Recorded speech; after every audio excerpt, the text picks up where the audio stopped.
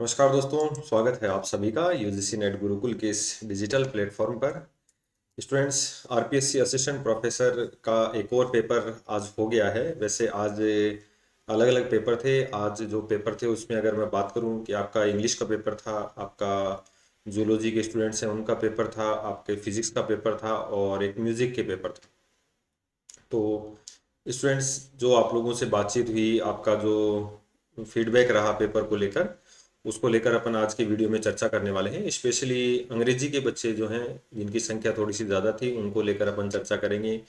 Physics का paper बच्चों ने यूँ कहा कि भाई उनका जो लेवल है वो ठीक रहा है। पेपर थर्ड उनको थोड़ा सा डिफिकल्ट ज़्यादा लगा, वहाँ पर उनके क्वालिफाइंग क्राइटेरिया में थोड़ी सी मुश्किल है। बाकी फिजिक्स का पेपर फर्स्ट और पेपर सेकंड बहुत बेहतरीन रहा। जूलॉजी का पेपर भी बच्चों के लिए अच्छा रहा और बच्चों का यही कहना था कि सर बहुत अच्छा रहा उन पेपर में। ज़्यादा कोई पेपर न तो ज़्यादा कठिन था न ज़्यादा इजी था। तो बनस्पत 2023 की तुलना में पेपर ज़रूर टफ आ रहे हैं। और सिलेबस को लेकर भी चर्चा हुई, तो फिर स्टूडेंट्स का यही कहना था कि भाई जैसे वैसे सिलेबस तो हमेशा से पहले वाला ही रहता है, कोई थोड़ा बहुत चेंजेशन होता है, तो उसके अकॉर्डिंग साइंस के स्टूडेंट्स से वो तैयार थे। समस्या की अगर अपन बात करें तो अंग्रेजी वाले स्टूडेंट्स को लेकर है कि अंग्रेजी वाले स्टूडेंट्स का क्या रहा उनका। एक बार पेपर का भी अपन एनालिसिस कर लेते हैं, क्या मेरिट रहेगी, क्या कट ऑफ रहेगी, ठीक है, क्या इसके बेसिस हैं, उसकी अपन चर्चा करेंगे।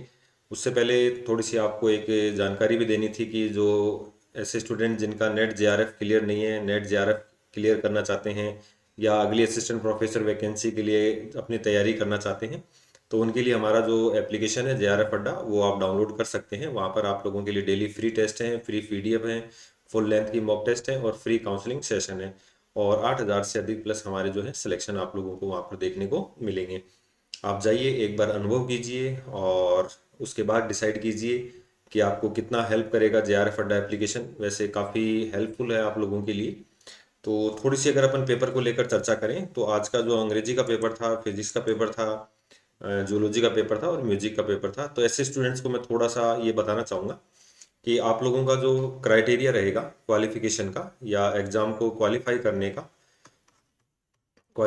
का जो क्राइटेरिया रहेगा, उसमें आपका जो पेपर फर्स्ट और पेपर सेकंड आपका सब्जेक्ट का है और पेपर थर्ड जो है आपका वो जीके का था।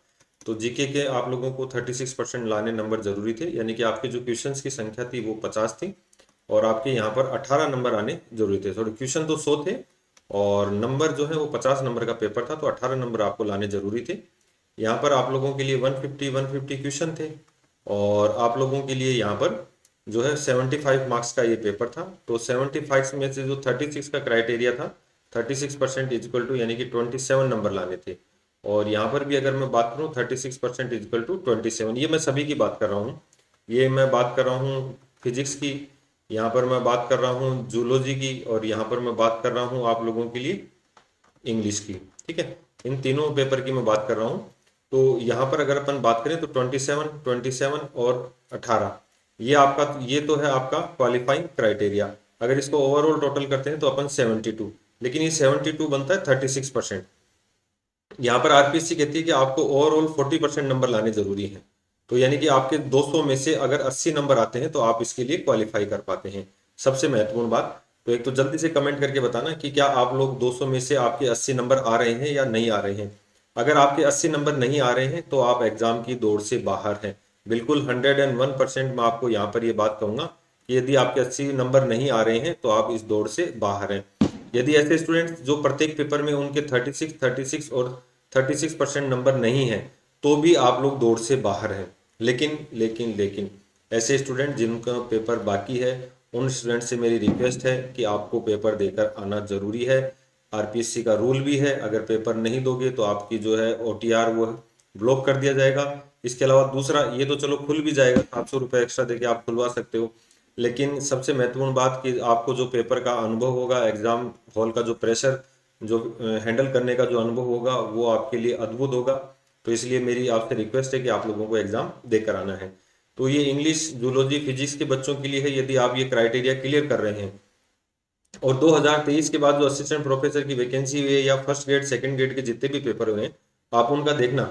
उन पेपर्स को जब आप देखोगे तो यदि आपके वहां पर केवल आपने एग्जाम को क्वालिफाई कर लिया, तो ऐसे स्टूडेंट्स आरपीएससी में सेलेक्ट हो गए हैं अभी। तो ये बहुत बड़ी आप लोगों के लिए अपॉर्चुनिटी है। यदि आप क्वालिफाई कर पाते हैं तो आपका सिलेक्शन लगभग फाइनल हो जाता है। तो आप यदि क्वालिफाई क्राइटेरिया पार कर चुके हैं तो आपका जो है इंटरव्यू के लिए कॉल हो जाएगा। तो आप अपनी इंटरव्यू की तैयारी धीरे धीरे करना शुरू कर दीजिए। और अभी पॉलिटिकल साइंस का मैं आपको बताऊं कि पूरे राजस्थान में केवल 6 स्टूडेंट्स क्वालिफाई कर पाए थे। और अभी आज एक रिजल्ट और आया था शायद होम साइंस का, उसमें भी कुछ ऐसी ही कंडीशन है, केवल शायद 6 स्टूडेंट्सों ने अभी तक क्वालिफाई किया है। तो ऐसी कंडीशन में आप लोगों के लिए यहाँ पर अच्छे अवसर है, ज़्यादा अपने को तनाव नहीं लेना है। यदि अपने नंबर कम भी आ रहे हैं तो उससे कोई फर्क नहीं पड़ेगा। यदि आपने क्वालिफाई कर लिया तो आपके लिए बहुत बहुत बेहतरीन अपॉर्चुनिटी है कि आप अपना सिलेक्शन करवा सकते हैं। तो स्टूडेंट्स, मैं आप लोगों को एक पेपर दिखा देता हूँ, अंग्रेजी के पेपर फर्स्ट और पेपर सेकंड जो हमारे पास अवेलेबल हुए हैं।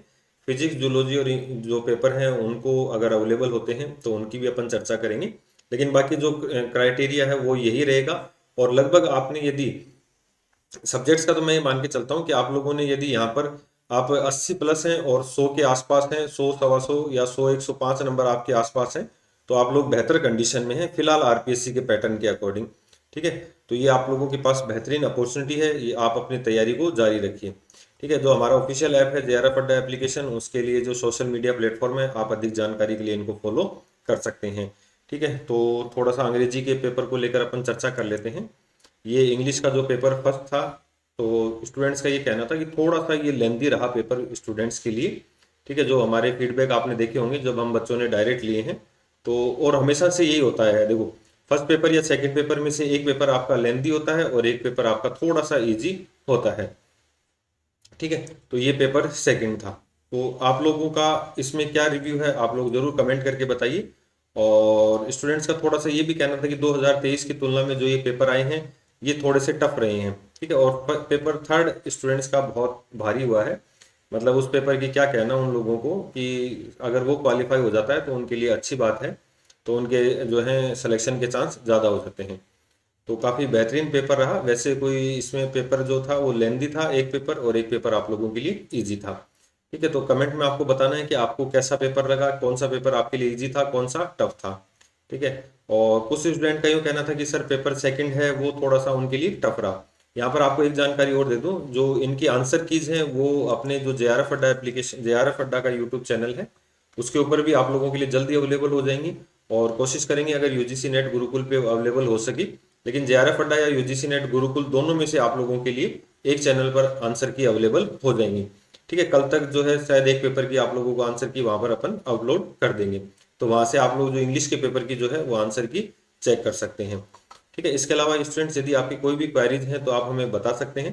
कुछ स्टूडेंट के क्वेश्चन ये थे कि आरपीएससी की असिस्टेंट प्रोफेसर की नई वैकेंसी कब आने वाली है। तो विद्या संबल योजना के तहत जो वैकेंसी थी वो तो बहुत जल्द आप लोगों को देखने को मिलेगी। और जो परमानेंट वैकेंसी है, आरपीएससी ने एक पैटर्न फॉलो किया है कि वो हर वर्ष अब नई वैकेंसियां निकाल रहे हैं। तो हो सकता है कि जो परमानेंट वैकेंसी है वो भी बहुत जल्द देखने को मिले।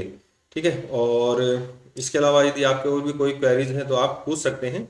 और जो हमारा जेआरएफ अड्डा एप्लीकेशन है और उसके ऊपर जो है यूजीसी नेट के पेपर फर्स्ट और पेपर सेकंड दोनों के सिलेबस अवेलेबल हैं। असिस्टेंट प्रोफेसर बनने के लिए मिनिमम क्राइटेरिया आपके मास्टर्स में 55%, आपका नेट सेट या पीएचडी होना आवश्यक है।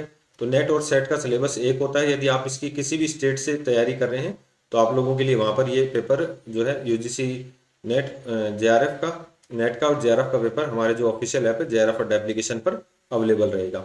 ठीक है, तो बिना देरी किए आप उसको डाउनलोड करें और अपनी तैयारी को और बेहतर मजबूत करें। तो मिलते हैं नेक्स्ट पेपर में नेक्स्ट वीडियो के साथ। क्या बच्चों की रिव्यू है और क्या पेपर का लेवल है उनको सबको लेकर अपन चर्चा करेंगे। तो चैनल को अभी तक सब्सक्राइब नहीं किया तो चैनल को सब्सक्राइब कर लें और सेशन को अधिक से अधिक शेयर करें। तो आज की वीडियो में इतना ही। धन्यवाद, बने रहिए यूजीसी नेट गुरुकुल के साथ।